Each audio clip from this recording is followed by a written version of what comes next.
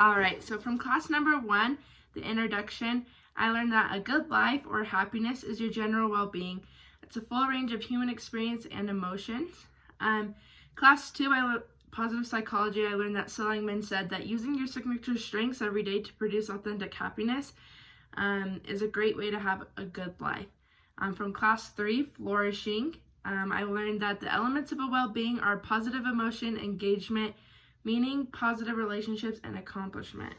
And from class 4, achieve authentic happiness, I learned that satisfaction with the past can be improved by rewriting narratives about the past through principles and activities of gratitude and forgiveness.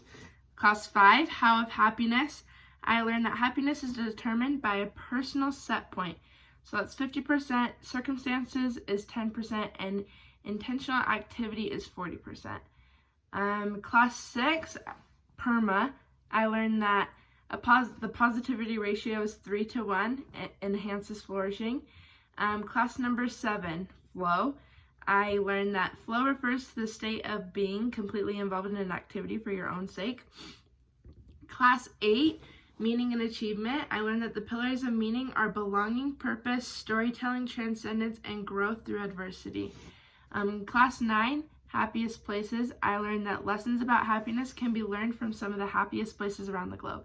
And those are Denmark, Singapore, Mexico, San Luis Obispo, and that's in California. Class 10 is why we do what we do. And I learned that intrinsic motivation produces richer experience, better conceptual understanding, greater creativity, and improved problem solving.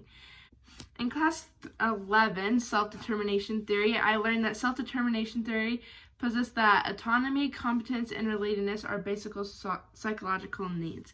And then in class 12, time famine, I learned that impacts on public health, civic volunteerism, and environmental health are the societal costs of an accelerated pace of life. In class 13, take back your time, I learned that overcoming the feelings of rushing is possible through spiritual habits, meaningful personal rituals, and a personal time interview. Further solutions are suggested through the simplicity and slow food of moments. Class 14, building a good life in the digital age. I learned that technology provides the potential in improving interpersonal connections. In class 15, intentional family, I learned that in today's merry-go-round time, one important way to control time is through family rituals. And then in class 16, family rituals, I learned that new family rituals can be introduced directly and indirectly or through discovery. Class 17, Lost Child in the Woods, I learned that children can benefit markedly by spending more time in nature. In class 18, the experience economy and experience staging, I learned that experience competence include planning, anticipation, travel, and the experience in remembering. Class 19, fostering empathy, I took away that developing an outward mindset requires to see our self-betrayal and collusion. Class 20, design thinking, I learned that principles of design thinking can be categorized as understand, observe, visualize, evaluate, and refine and implement.